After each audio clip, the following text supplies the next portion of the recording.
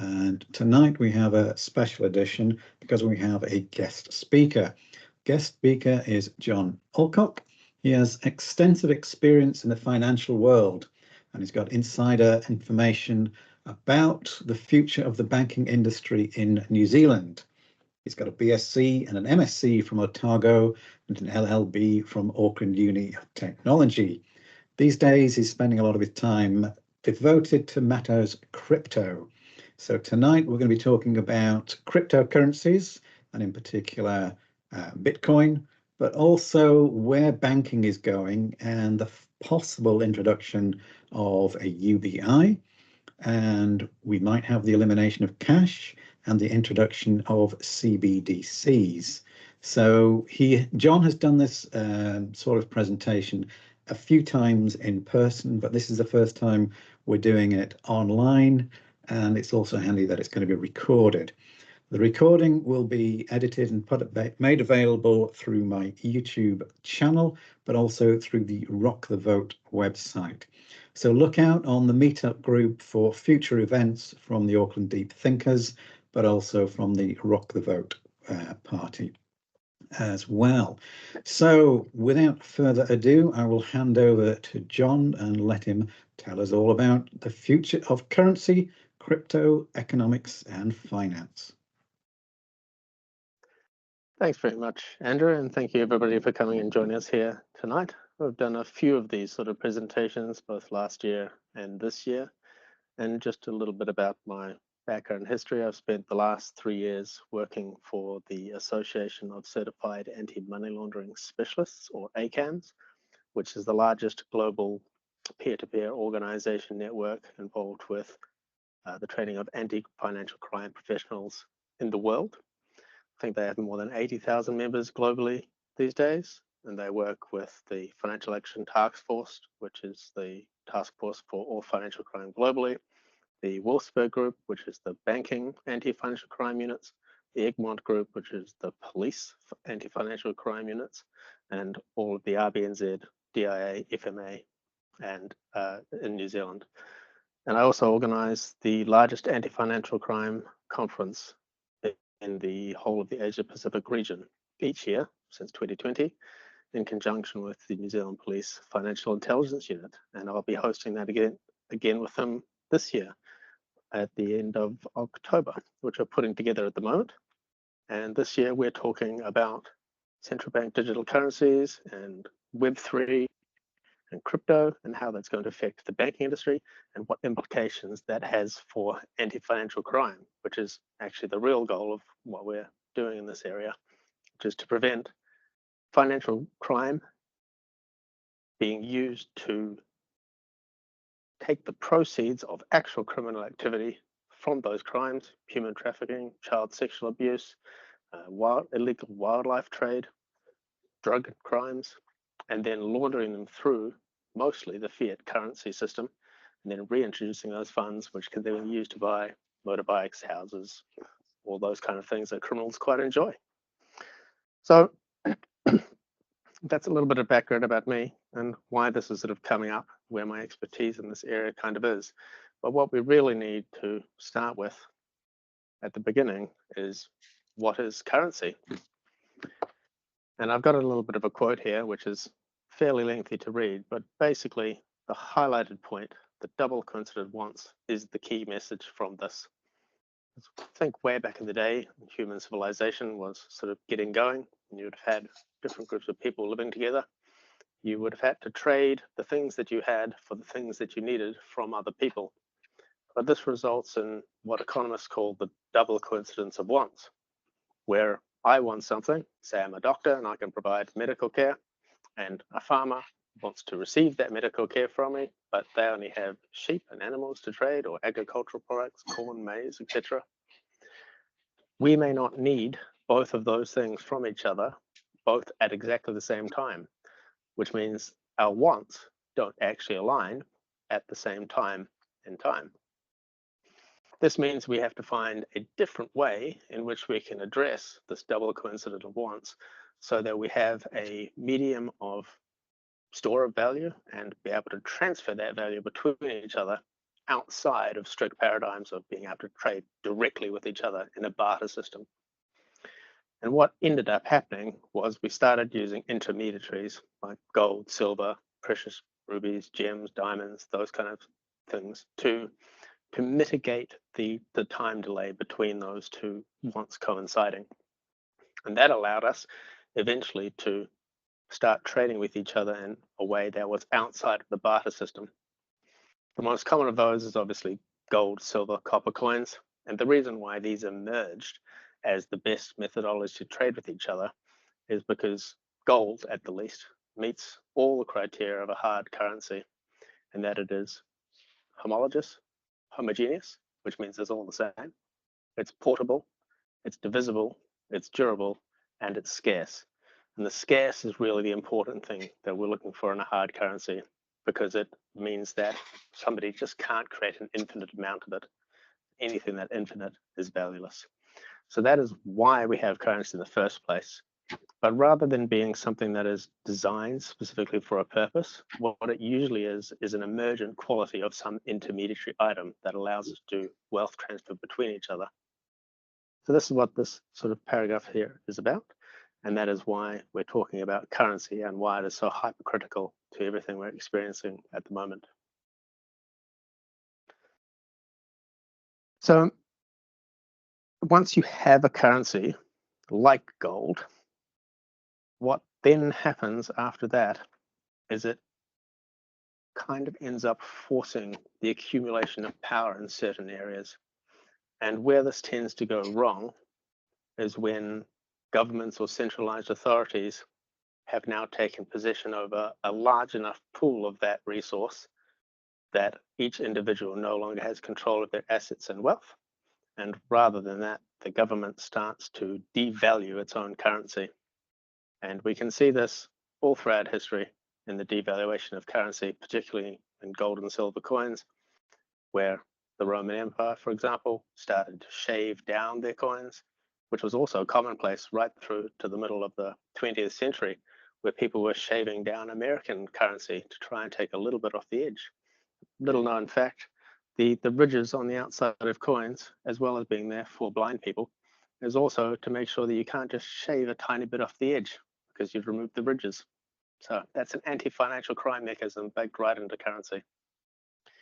And what we're seeing now is exactly the same process, and that's been happening since pretty much the inception of the Federal Reserve Bank in 1913, where the centralization of the currency was created to such a degree that they were allowed to continuously inflate and print our money without it being backed by anything that was scarce.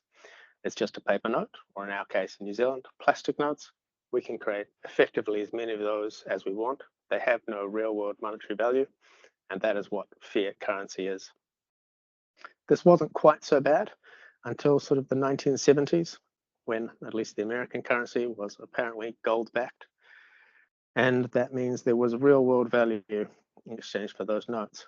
But as we move further and further away from that system and having anything in a realistic kind of way, we end up with a currency that can be entirely manipulated by politicians.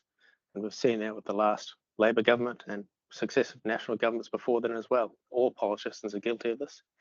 They try to disperse the costs of their plans across the entire population, across the entire tax base, and concentrate the benefits directly into the people that support them most and vote for them, their donors usually. So that is how we've got from having a hard currency like gold into a fiat gold-backed currency, sort of the middle of the 20th century, and now finally into a fiat currency system, which is what we're watching collapse at the moment. So the question is, where to from here? And fortunately for us, a lot of people have been thinking about this question.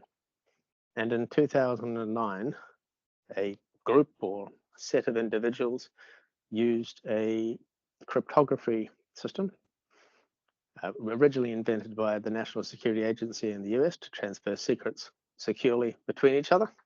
They used that to create a cryptocurrency, and that's why it is called a cryptocurrency, because it's using cryptography to provide a currency. And Bitcoin was invented. And the critical features of Bitcoin and all real currencies are that they are portable, homogeneous, divisible, durable, and scarce. Those are the 5 qualities that you need for currency. If you're missing any one of those 5 qualities, you are going to have issues with your currency almost immediately. And that is why I prefer Bitcoin personally over the other cryptocurrencies, which we're not really going to touch on. They all have their own specific use cases, and you can go and research those in your own time, or send me an email, ask me questions about those later. But we're going to be focusing primarily on Bitcoin because it meets all 5 of those criteria by design from the beginning. It is portable, and that is a digital asset, which means I can keep it on my phone. It effectively weighs nothing. It is homogeneous. All Bitcoins are exactly the same as all other Bitcoins and all divisions of Bitcoins. It is divisible down to at least the millionth decimal place. So that gives you a lot of flexibility in the sizes of transactions that you do.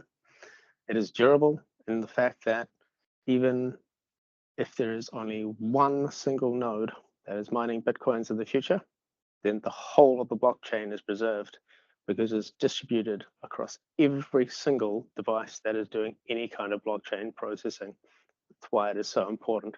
So it is highly durable, and it's also scarce. There's only 21 million. Once those are all mined, that's it. That is the total supply. So it has some real world scarcity built into it. Just a couple points about safety and security, because I am going through this at a fairly quick pace, is when you get into this, you need to be very hyper aware of your safety and security in online situations.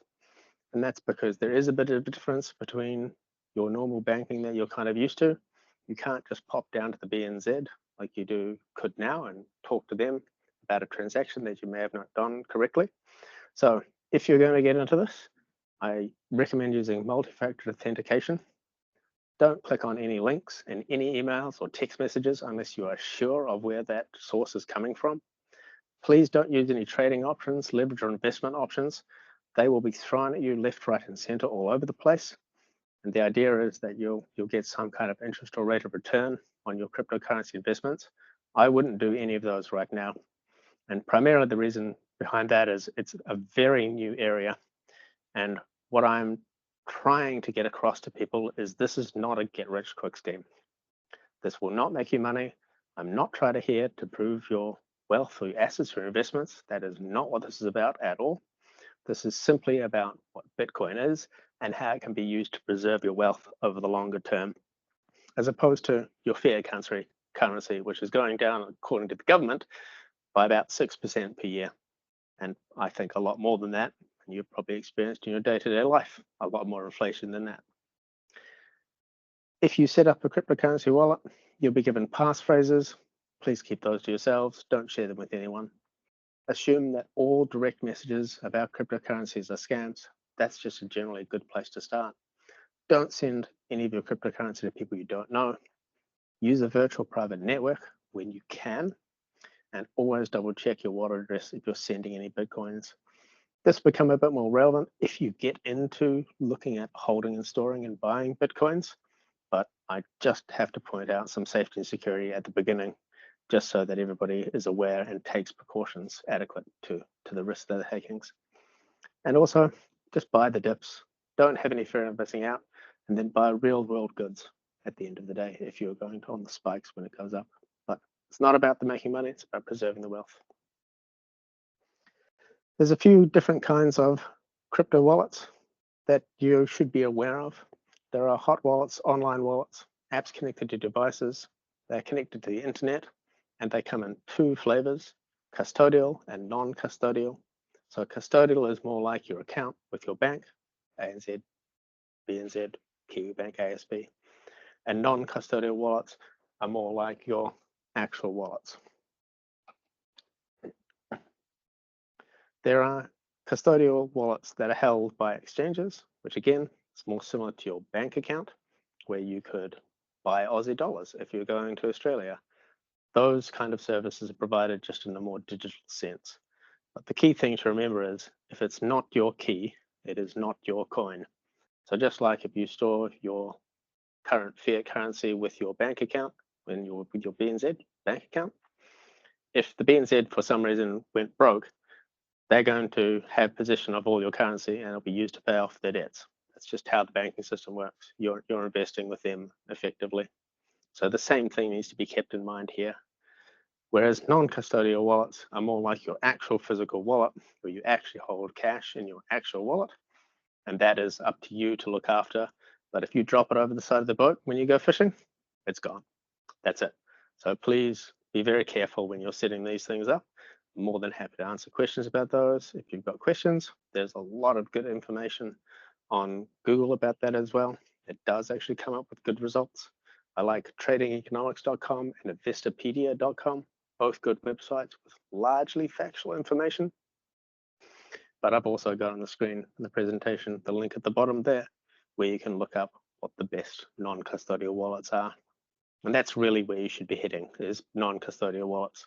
The entire point of Bitcoin and the blockchain is to return ownership of your currency from all these big institutions where it's being held, banks, the government, etc., back down to the unit of the individual.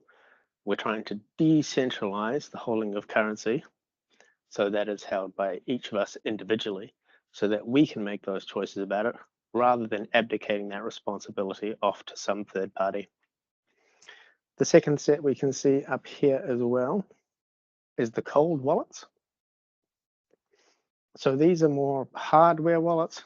You probably don't need to worry about these unless you're already involved in the cryptocurrency markets, or if you are extra concerned about your privacy. It's where you should store the bulk of your Bitcoins once you get to it.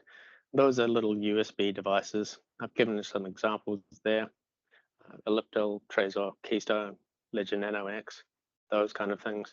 You can go and just look them up on Google. There is a place in Auckland that will sell you those directly. It's called the Altruism School, and they actually have those on site if you prefer a more brick and mortar kind of style. But for the moment, that's kind of your secondary interest, because your first would be to get one of your non-custodial wallets or an exchange wallet and at least get some Bitcoin to start with. And it's only really if you've got thousands of dollars worth of Bitcoin that you'd be looking at cold wallet storage. Just very quickly, how to buy Bitcoin is exchanges. They're called exchanges. You might have heard of some of them. Mt. Gox, FTX, they're both exchanges. They're both in the news for very negative reasons. Mt. Gox got hacked and a lot of people lost their cryptocurrency. And FTX was Sam Bankman-Fried's cryptocurrency Ponzi scam. So there are a lot of those things out there, and there will always be a lot of those things out there. But people seem to forget that banks used to get robbed and trains used to get robbed. Your gold used to get stolen. Your money used to get robbed. And these things happened with brick and mortar and fiat currency. So the same risks that were present there are present here as well. That hasn't really changed the risk profile that much. But Bitcoins, if you hold them yourself, or in fact any cryptocurrency, if you hold them yourself in a non-custodial wallet or a cold storage wallet, they have an incredible amount more security than any of your fiat currency institutions do even today, which is part of the reason banks are mostly in digital currency. It's so it can't be stolen. They don't have piles of cash in the vault anymore. And so the exchanges are the equivalents of banks. You can hold usually your fiat currency there. I use WireX and Revolut. Revolut's coming to the conference at the end of the year, by the way, invited by the New Zealand Police. So that's a good recommendation, if any. And they can be used to hold your fiat currency and your cryptocurrency at sort of the same time, and you can freely interchange those currencies there. The best thing about holding Bitcoin in either of those exchanges, or any exchange that you prefer, particularly if you like international travel, is you can just use that as your normal Visa card anywhere in the world that accepts Visa, which is the world's largest payment processing service. So I will just hold this up quickly. So this is my WireX Visa card. As you can see in the bottom corner just down there, it says Visa. That's because Visa are the people who are powering these transactions. That is my Revolut crypto card, also powered by Visa. At this point, I would normally show you my BNZ Visa credit card as well, but it has my credit card number on the front, so I will not be doing that. And that's why I can't show you the back of those cards either. But they are Visa cards. They work exactly like your Visa credit card does now, and you just pay with exactly as you would now. Previously, this was a bit difficult when you're doing cryptocurrencies because you need wallet addresses, transfer between each other, and that required some more technical knowledge that you can get your head around. It's just a bit of a bridge too far sometimes.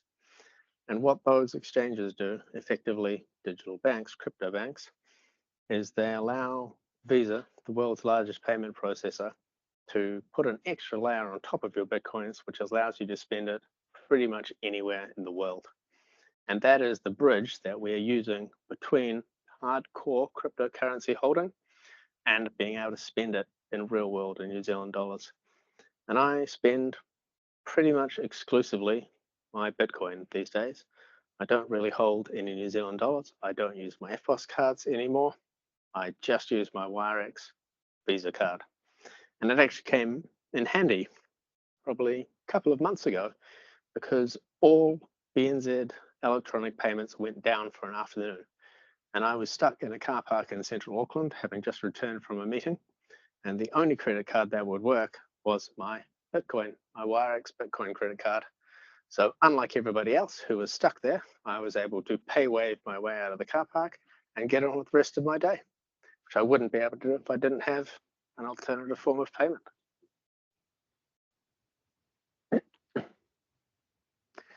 We're just going to briefly touch on what the charts look like for no other reason than it just gives you a place to start. This is not financial advice. I'm not telling you to buy any of these specific points. I'm just telling you what I'm doing and just to give you an idea of what you'll be looking at. So here is just one of many websites that watches the Bitcoin price. This is the Bitcoin price versus US dollars tether, which is the cryptocurrency for US dollars, and they are 1-to-1. So we can see it sort of started way down here with nothing, close to the 0 mark, and we've seen all these peaks and troughs and the volatility coming all the way up here. These are the charts that I prefer to look at. This is looking at a 1-day chart, Bitcoin versus US dollars tether. So we can see we've got red candles and green candles. Green candles when the price is going up, red candles when the price is coming down. So as a very general rule, I only look at the daily charts. When I see a big red candle, I buy some more Bitcoins with my New Zealand dollars. When I see a green candle, I go and buy a coffee. I take my partner out for lunch. I buy some shoes. I buy some real world goods. And that's what I do. Don't worry too much about the trading. That is next tier. That is, we can do that later in different sessions, or you can contact me individually about that. It's not about the trading. It's about preserving your wealth over the long term. And really, it doesn't matter at what price you get into Bitcoins, just that you get into them at some stage, because whatever price you get in will preserve its value sort of over the longer term compared to holding that same amount of asset in New Zealand dollars or any fiat currency, which is going to continuously go down. So we're just covering here some FAQs just very quickly, and then we'll get into your actual questions.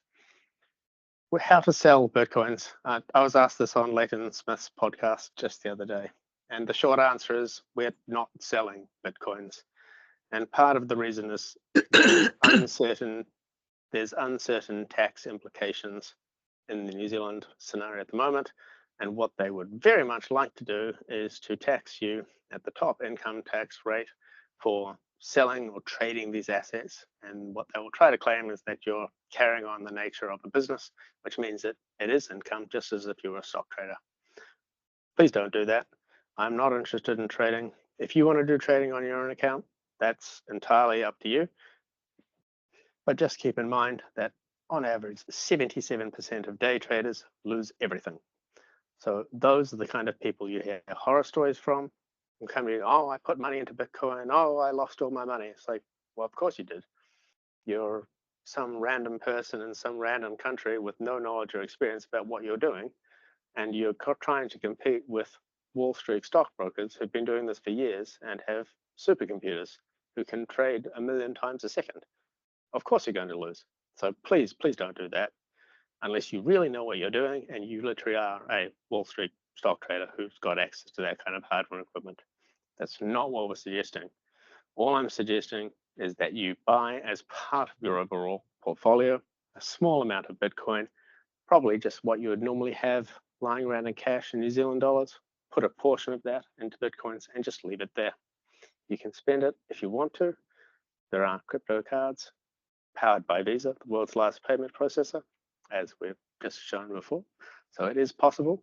It's much more liquid than buying gold or silver, particularly if you're buying the paper versions of those and not the actual materials. And you can spend it pretty much anywhere you want, anywhere that accepts PayWave in New Zealand.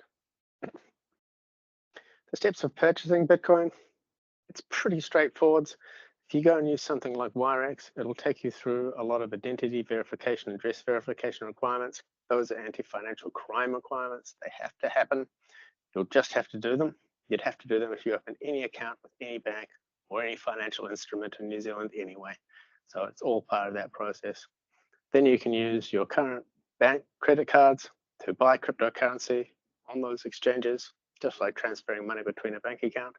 And then you can use it to purchase cryptocurrency later. If you like, we can get into more of that in the question and answer session. How much you should expect to pay for your Bitcoin? That really depends on the day you buy it.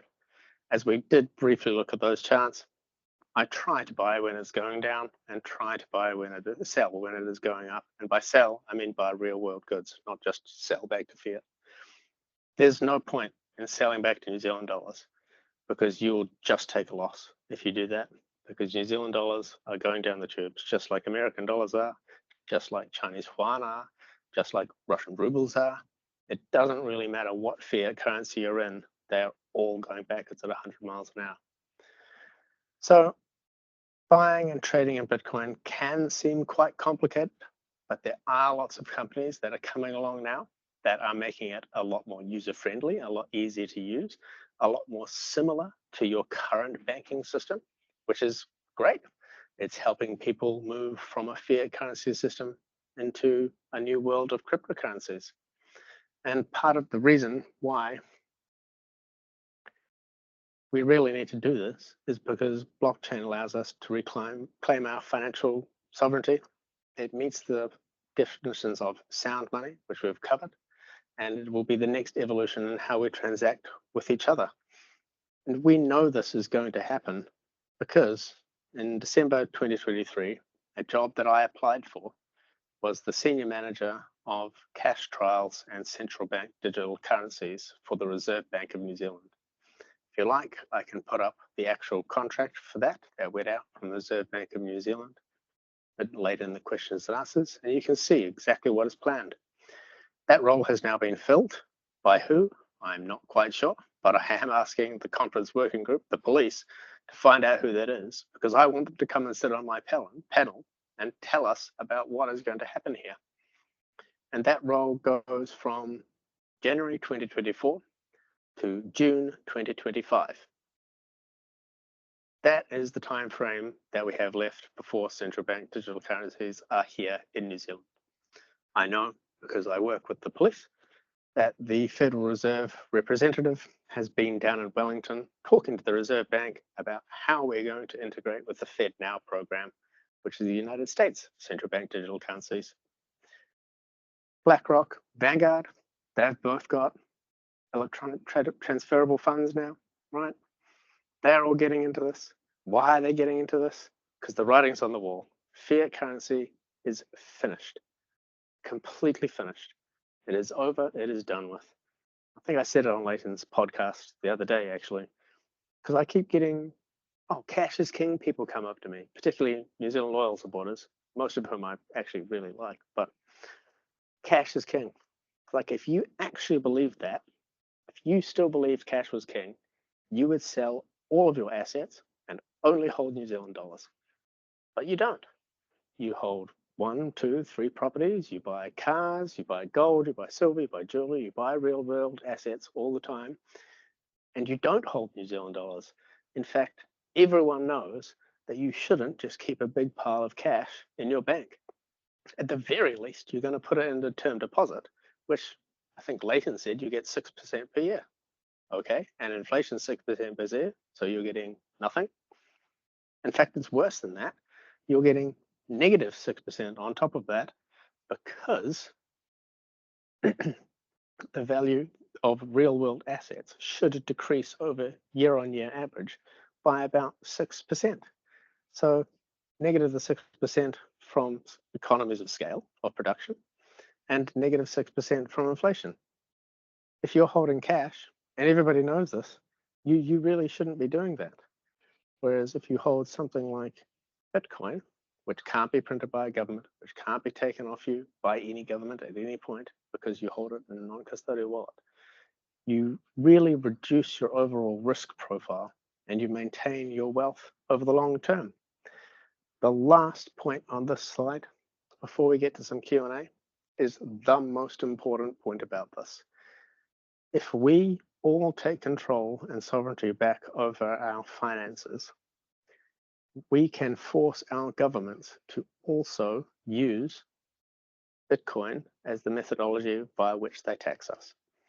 And if they have to use it and they have to spend it because it is a decentralized public ledger, then it's not just our transactions that are now out in the open, it's their transactions that are out in the open. And that really is the key. We are definitely moving to a central bank digital currency or one of the cryptocurrencies in the next couple of years. That is now inevitable. Every government knows that. Every financial institution knows that. We all know that now. It's going to happen. The question is, which one? And then, of those, which is going to make our government most accountable and most publicly transparent to us? And at the moment, my vote is on Bitcoin. So we'll see. Thanks very much. Okay, thank you very much. Do you want to leave your contact details up there? Move it to one where they can get in touch with you, because I do believe you do some private consultation for those who wish a one-to-one tuition on financial advice, have questions. One of them was about this magic thing called modern monetary theory, and it's a theory that popped up many years ago, and I always thought it was a bit suspect and possibly magical thinking. Was I right or was I wrong on that? Is MMT just pie in the sky? Is it all coming home to roost? It's all coming home to roost. Modern monetary theory is basically wrapped up with Marxism. And that is a really big problem because Marxism is demonstrably incorrect and modern monetary theory is demonstrably incorrect.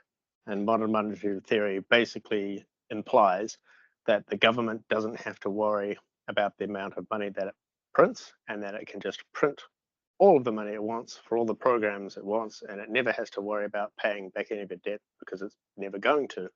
And it comes out of the sort of Keynesian side of economics. That's wrong.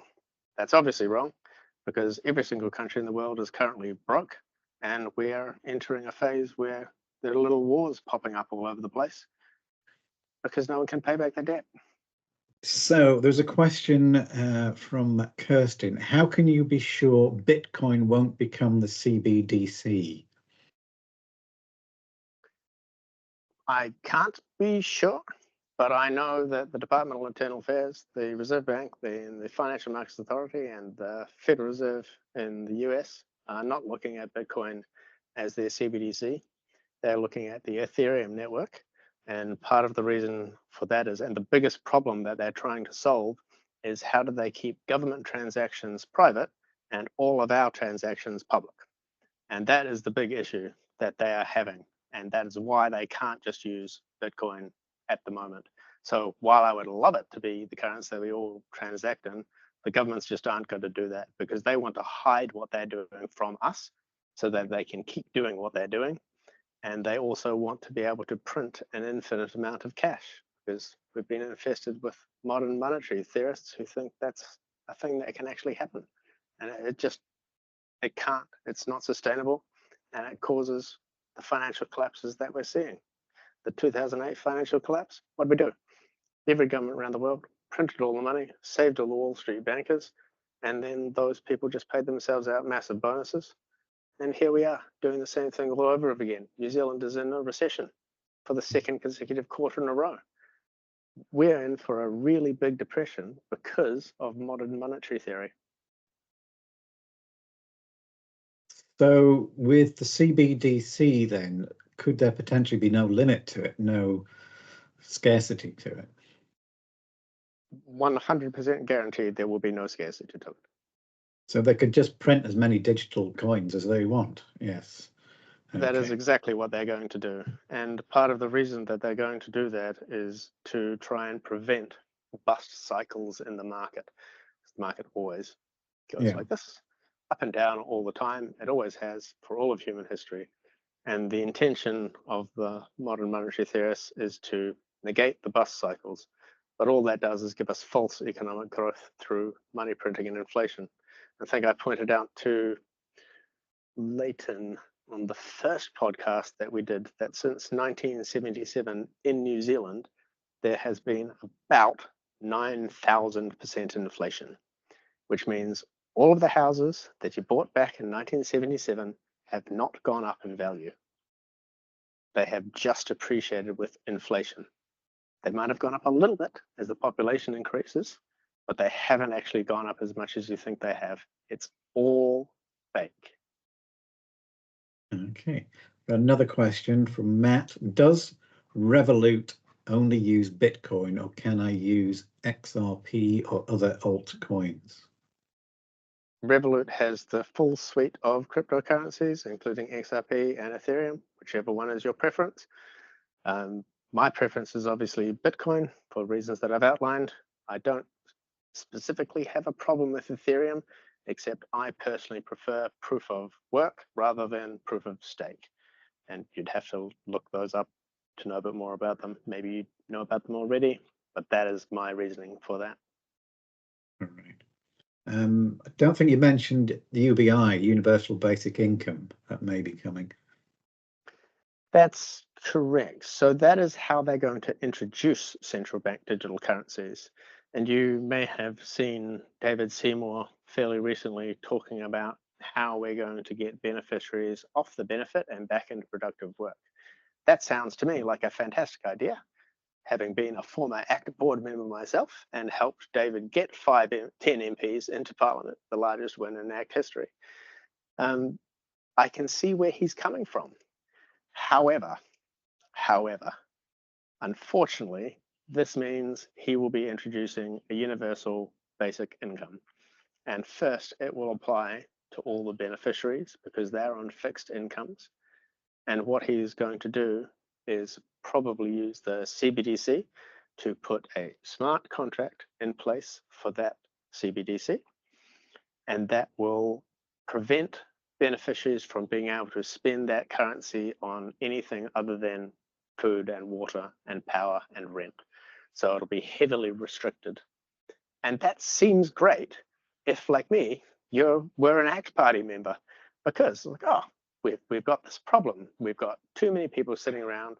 They're fully ready, capable, able-bodied, able to work, but they don't. And what are they spending their money on? Alcohol, gambling, cigarettes. Okay, that sounds totally reasonable. Until you realize that next election cycle, Chloe Swarbrick will get in, and then suddenly you won't be able to drive your car or run your boat or go on your yacht or take overseas holidays, or in fact, leave your house and leave your 15-minute city. And so my argument to David there would be, never take a power that you are not willing to give to your worst enemy, because they will get it one day, and then we've got real problems. So that will be the first stage, and I expect it to happen probably around November, December this year, through to that sort of June 2025 date. But the next people to be affected by the central bank digital currency is the next group of people on fixed incomes, which is pensioners. And what Winston Peters will try to do there is give you a way that you can spend your currency that looks beneficial to you. it looks really, we'll give pensioners the ability they can spend their money here, they can get 2 to 1 here because they can control the currency. And while that might seem great and a good reason to vote for him, when Labour gets in and New Zealand First is no longer in power in this three-way coalition, it's not going to be there anymore. They're going to start reducing how you can spend it, where you can do it.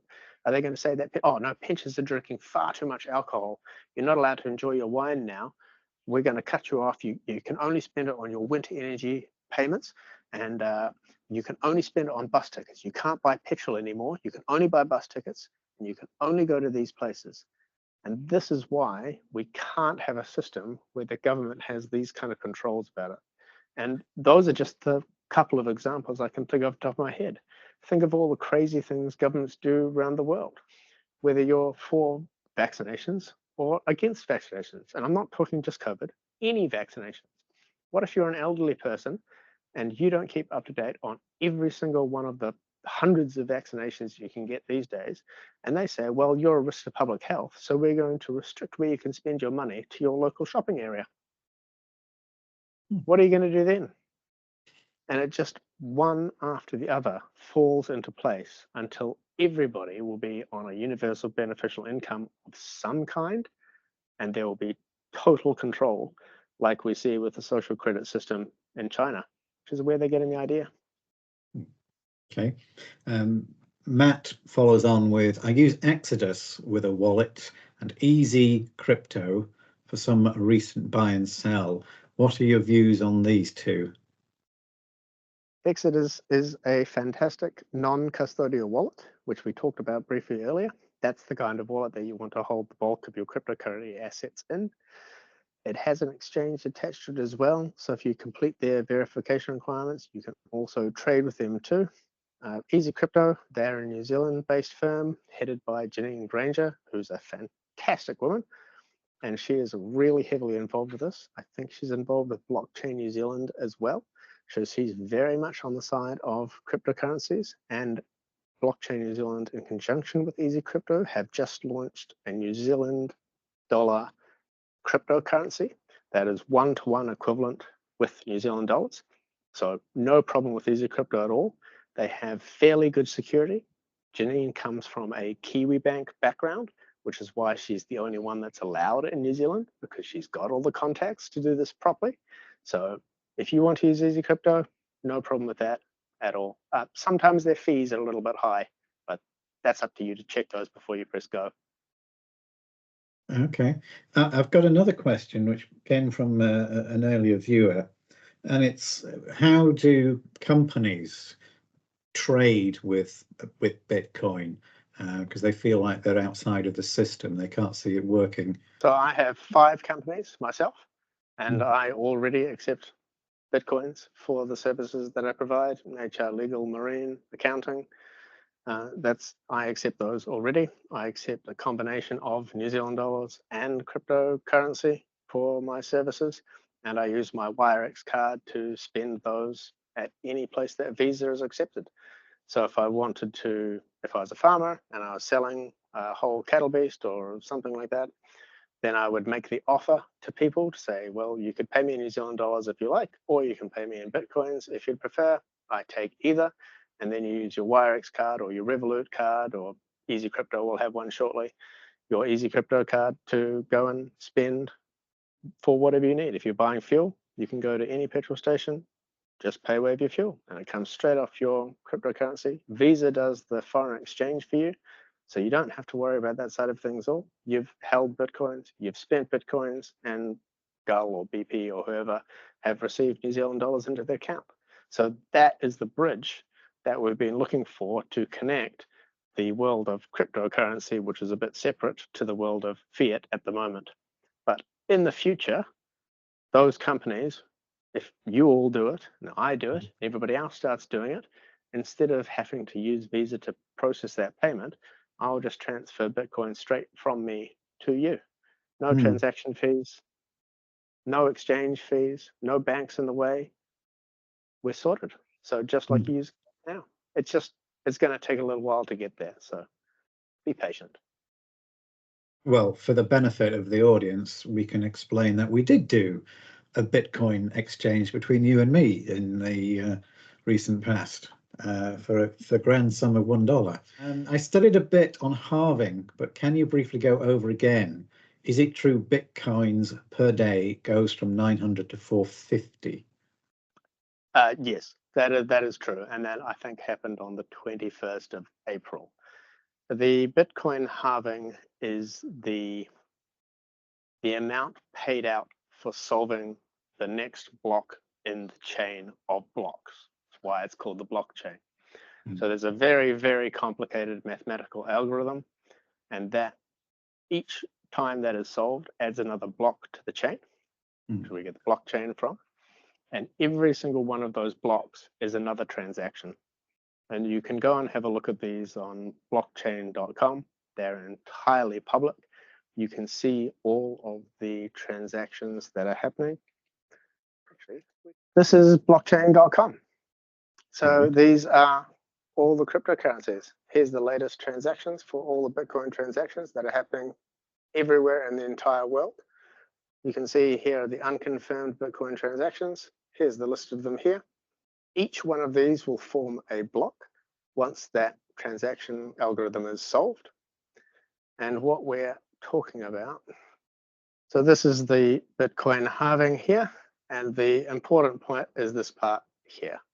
So the first reward for Bitcoins back in 2009, every time one of those blocks was solved, it was 50 Bitcoins. And then approximately every 4 years, so once 210,000 blocks have been solved, it will halve. So we can see the dates of the halving here. And the next halving we're expecting to occur in 2028. But by the time this is finished, the final halving is going to be in 2140. And that's when enough transactions will have occurred and been solved that we'll have reached the maximum supply of 21 billion Bitcoins. So this is a really good site to read about that if you want a bit more detail, but it's not something to be really worried about. It's just how the Bitcoin algorithm operates and what the reward is for the power required and the physical computers required to do the transactions. Supposedly a Japanese invented crypto. I saw somewhere that DARPA was behind it. Have you seen anything to this effect? If so, what? Yes. We don't actually know who invented Bitcoin itself. So there is a guess that it's this guy, Satoshi Nakamoto, which is why the divisions of Bitcoin are called Satoshis. But we don't know who that is. It's not the person in this picture. It is more likely it was a group of people. And you're kind of right that DARPA was involved in the construction of this, but not in the creation of Bitcoin itself. What they're actually involved with was the creation of, I think it's the SHA-56 algorithm protocol. And I think I said earlier in my presentation, the American National Security Agency used this protocol to securely transfer information between each other. And that is why we know it is so secure. And that is why we know that Bitcoin is decentralized, open, and public, and will remain that way. And it's an algorithm that is so secure that it's not crackable, it's not hackable. Okay, great. So, a reminder of the upcoming events on Deep Thinkers. So this Sunday, we've got the Auckland Deep Thinkers Sunday Lunch Club. And this time it will be talking about books. It's more of a general informal chat as well. But I thought we might bring along some books to see what inspired us and recommended reading. The following day, two in-person meetings back to back. Monday, the 6th of May, it's Deep Thinkers in person at the Fantail and Turtle in North Shore Smells Farm in Auckland. And we'll be talking about education and the future of education, what's going on with that. In 2 weeks' time, no Deep Thinkers online because I'm going to the Free Speech Union event at Auckland University of Technology, where Jonathan Rausch will be speaking.